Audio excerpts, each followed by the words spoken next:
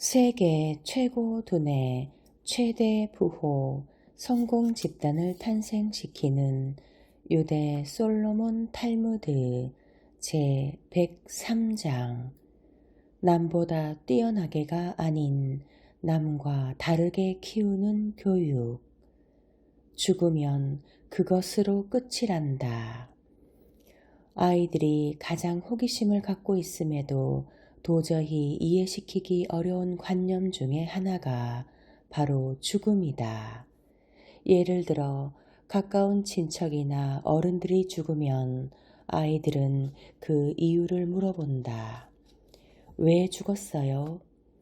나이를 많이 먹었기 때문이라고 밖에 달리 대답할 말이 없다. 젊은 나이에 죽었을 경우에는 병이 들었기 때문이지 라고 대답한다. 그러나 아이들은 여전히 이해가 안 된다. 그래서 다시 캐묻는다.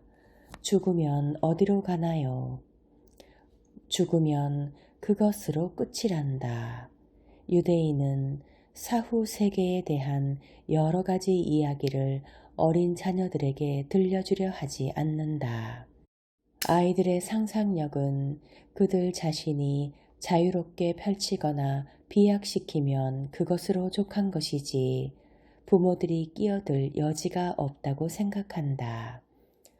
죽음에 대해서는 앞의 예처럼 대답할 수 있지만 아이들이 직접 자신들의 눈으로도 확인할 수 없는 그런 관념, 예를 들면 하느님에 대해서는 대답하는 각도나 방식이 달라질 수밖에 없다.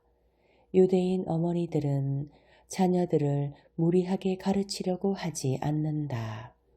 사고의 방향을 잘못 잡아 아이들의 미숙한 상상력으로는 도달하지 못하는 단계까지 어버이 멋대로 이끌어가면 안 되기 때문이다.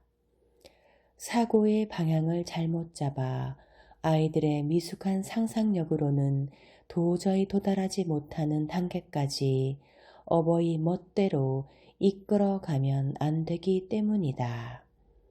그런 까닭에 항상 명심해야 될 것은 첫째, 아이들에게는 절대로 거짓말을 해서는 안 되고 둘째, 아이에게는 절대로 공포감을 주어서는 안 된다 라는 것이다.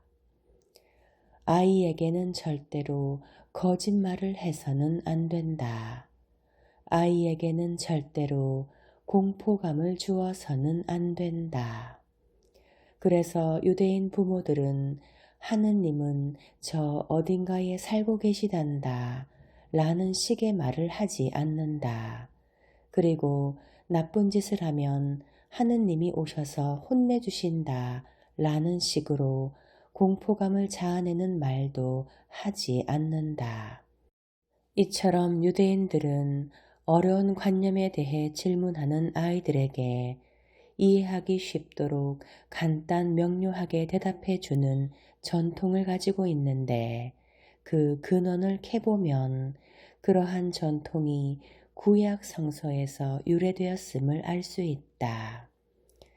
구약 성서에서 아브라함의 죽음에 대한 기록을 보면 매우 간결하다는 것을 알 수 있다. 아브라함은 175년을 살았다. 아브라함은 백발이 되도록 천수를 누리다가 세상을 떠났다. 사후의 세계에 대해 이야기하는 대신에 아브라함의 업적과 가르침이 그 백성에 돌아가니 지금까지 계속 살고 있다 라는 뜻이다. 죽음이라든가 하느님에 대해 억지로 꾸며내거나 공포감을 불러일으키는 이야기를 해줌으로써 아이들을 일시적으로 만족시킬 수 있을지도 모른다.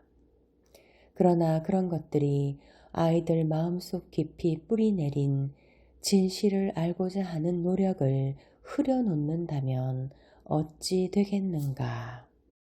유대인들은 업무에 골몰한 나머지 가정을 팽개쳐 버릴 정도의 주관적 자세를 싫어하며 식욕, 성욕, 음주, 금전에 대해서도 지나치게 집착하거나 탐하지 않는다. 이런 성격은 관념의 세계에 있어서도 마찬가지다. 지나치게 자극을 주거나 흥분을 자아내는 것들은 건강을 위해서도 좋지 않다고 생각한다.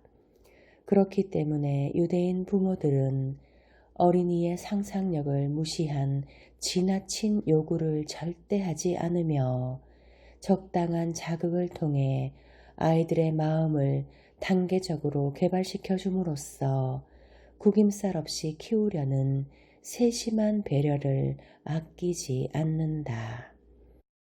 유대인 부모들은 아이들의 상상력을 무시한 지나친 요구를 절대 하지 않으며 적당한 자극을 통해 아이들의 마음을 단계적으로 개발시켜 줌으로써 구김살 없이 키우려는 세심한 배려를 아끼지 않는다. 인생 최고의 지혜. 아주 꼭 맞는 옷. 헛셀의 옷은 박다 못해 너덜너덜해졌다. 그는 품이 있는 사람들 앞에서 자신의 그런 모습을 보인다는 것이 수치스러웠다. 그러나 어떻게 하겠는가. 그는 돈이 한 푼도 없었다. 그러다가 그는 자기 아내가 몇 그로센을 가지고 있다는 사실을 눈치채게 되었다. 그는 엉뚱한 생각을 하기 시작했다.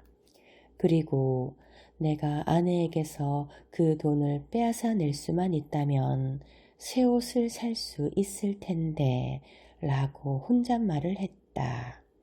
잠시 뒤 그는 사다리를 타고 다락방으로 올라갔다.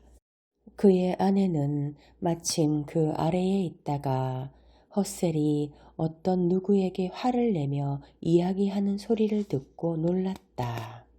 그녀는 헛셀, 당신 지금 누구랑 얘기하고 있나요? 라고 그에게 소리쳤다. 헛셀은 다락방에서 씩씩거리며 고함을 질렀다.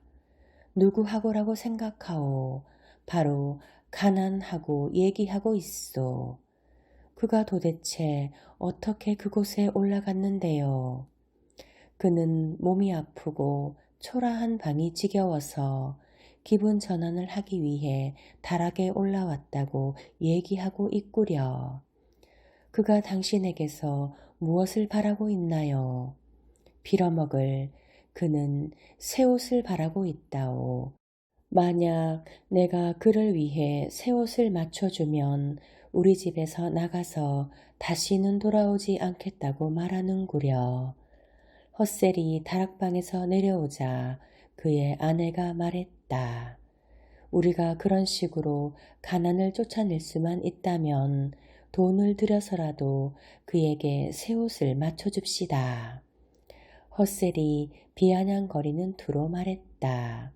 당신 참으로 이상하구려.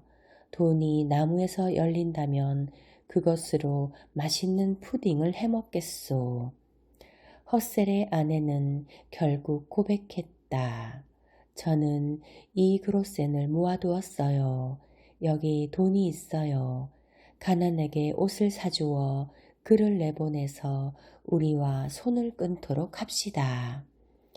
헛셀이 돈을 받아들고 집을 나서려 하자 아내가 불러 세웠다. 당신은 가난에 치수 재는 것을 잊어버렸어요. 헛셀은 고개를 끄덕이고는 다락방으로 다시 올라갔다가 내려와서 말했다. 그의 치수를 잴 필요가 없소. 우리는 깍지 속의 완두처럼 꼭 맞았소. 조금도 틀리지 않아요. 헛셀은 제단사에게 가서 새 옷을 맞추었다. 옷이 완성되자 그는 그 옷을 입고는 어떠한 경우에도 벗으려고 하지 않았다. 그의 아내는 애원했다. 헛셀, 당신은 왜 옷을 벗지 않나요? 만약 가난이 당신이 자기 옷을 입고 있다는 사실을 알기라도 하면 굉장히 화를 낼 것이고 우리 목을 쥘 거예요. 헛셀은 당신 말이 옳소 하며 자기 옷을 벗어서 다락방으로 올라갔다. 그런데 잠시 뒤 그는 옷을 도로 가지고 내려왔다. 그의 아내는 책망하는 투로 물었다. 왜 옷을 그에게 주지 않았나요? 헛셀은 침통한 표정으로 말했다. 소용없소. 옷이 그에게 맞지를 않소. 내가 듣기로는 당신과 그가 한치의 오차도 없이 치수가 같다고 한 것으로 아는데요. 그러자 헛셀이 대답했다. 그것은 사실이요. 그러나 그것은 우리가 그에게 새 옷을 주기 위해 돈을 쓰기 전의 일이요. 우리가 그 돈을 쓰자마자 우리는 더 가난하게 되었고 가난은 더 자라나 버렸단 말이요.